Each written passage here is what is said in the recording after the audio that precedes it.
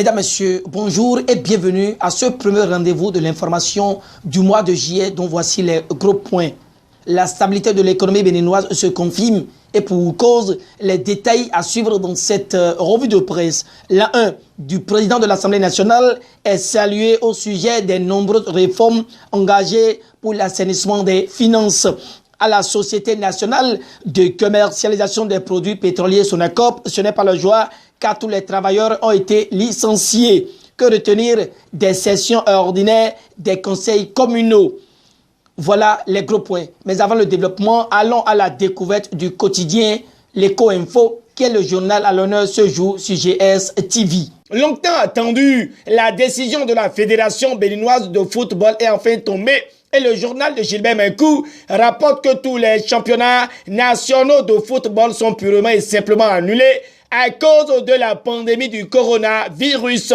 Toujours en surmanchette, et le Co-Info parle de la clôture de la deuxième session ordinaire du conseil communal d'Adiara. En Croix-le-Canard, Germain Sourou-Wanvo-Egbe a au cours de cette session qui a pris fin dans l'après-midi de ce mardi, invité les conseillers à rêver ensemble pour un développement harmonieux de la commune. Dans son rôle d'informateur et de révélateur, l'Éco-Info poursuit et confie que le professeur Frédéric Joël Aïvor est sous les feux nourris de polémiques vaines au ralent politique, conscient que l'on pouvait s'y attendre à de pareilles situations après l'annonce de sa probable candidature. Le journal de Gilbert Menkou pense que l'heure n'est plus à la controverse ridicule car les enjeux de 2022 commandent que l'on se mette vite au travail. Mais déçu des agissements de certains politiques peu avertis, des activistes mal inspirés et des citoyens maladroits de notre pays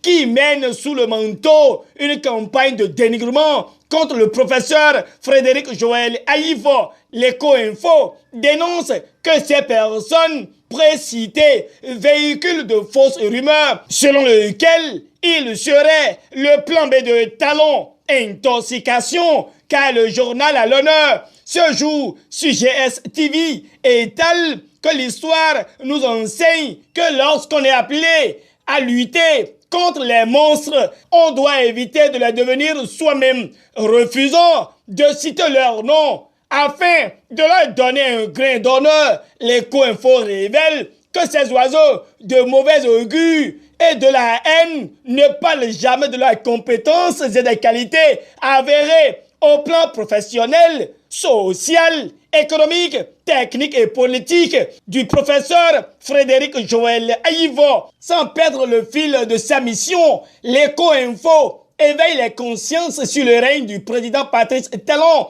qui sans tambour battant ni trompette a déroulé son plan de conservation du pouvoir. Que des choses se sont passées sans que personne ne bronche, écrit le journal de Gilbert Menkou, qui pense qu'il n'y a nul besoin d'être un politologue talentueux pour constater que le pouvoir actuel est dans une mauvaise passe.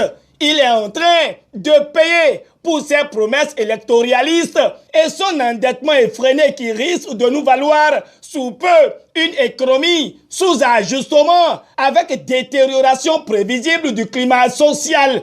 À cela, l'Éco-Info pense que le Bénin vit actuellement une situation paradoxale dans laquelle le pouvoir n'a jamais paru autant faible, mais où l'opposition se refuse à entreprendre des initiatives réellement efficaces devant mener à une véritable alternative populaire, civile et pacifique. Face à une situation pareille, le journal de Gilbert Menkou pense que le professeur Frédéric Joël Aïvor est le meilleur candidat pour 2021 car il a les atouts politiques pour restaurer l'espoir face à cette gouvernance qui ne rimait nullement avec l'esprit d'un régime démocratique.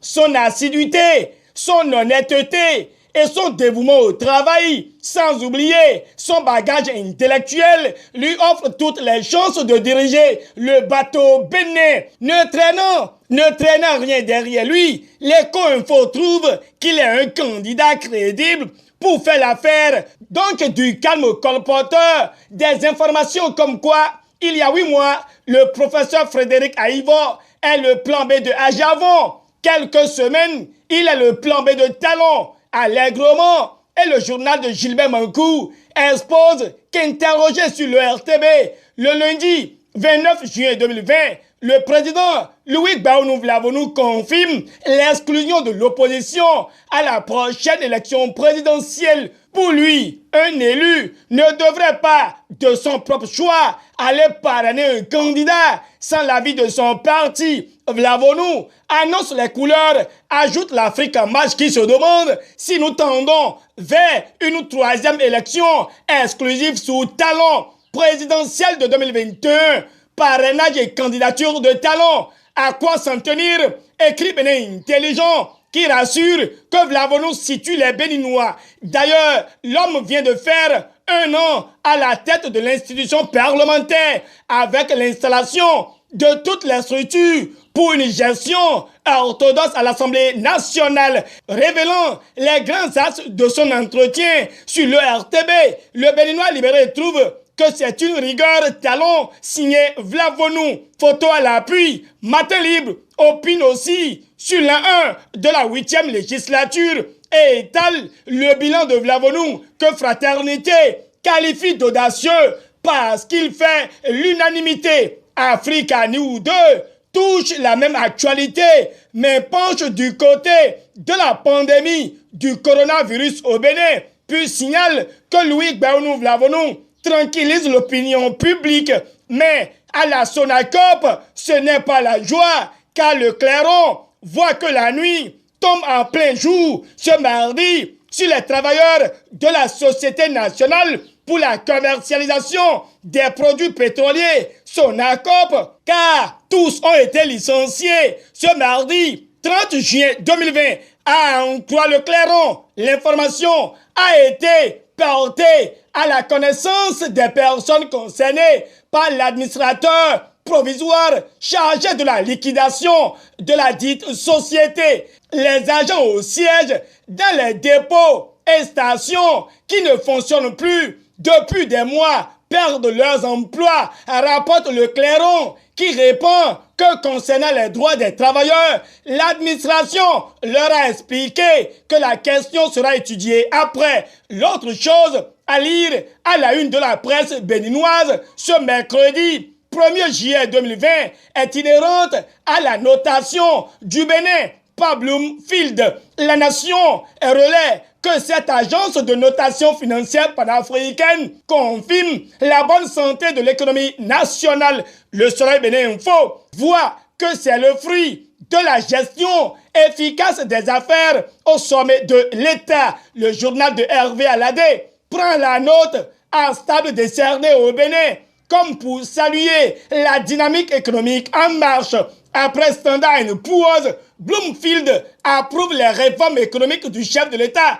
Écrit Notre Temps le label avec à sa une le quitus de l'agence de notation régionale qui confirme que l'économie béninoise est toujours performante d'après le matinal. Terminons cette revue de presse avec les actualités relatives aux sessions ordinaires des conseils communaux. Ici, le télégramme révèle que Luc Setondier à Trepot annonce les premiers chantiers pour Cotonou et avance avec assurance selon le Soleil Bénin Info, car le Béninois libéré signale qu'avec la création d'un guichet FADEC, hygiène et assainissement de base, à Trepot fait un plaidoyer à l'endroit de l'État et des partenaires techniques et financiers, alors que le leader du jour souligne que le maire François Zanoubo clôture la deuxième session ordinaire sur une note de satisfaction.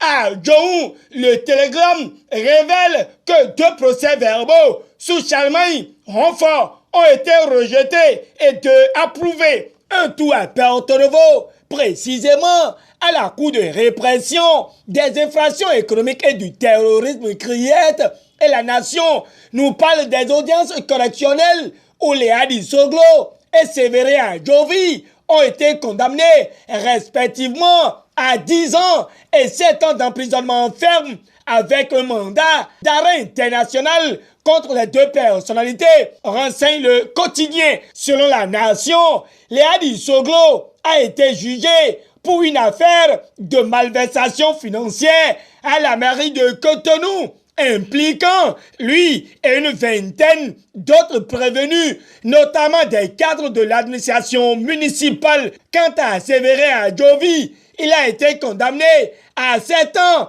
pour des faits de fraude fiscale, blanchiment de capitaux et d'escroquerie. Fin de cette revue de presse. Merci de prendre rendez-vous avec nous au quotidien. Au revoir et à demain.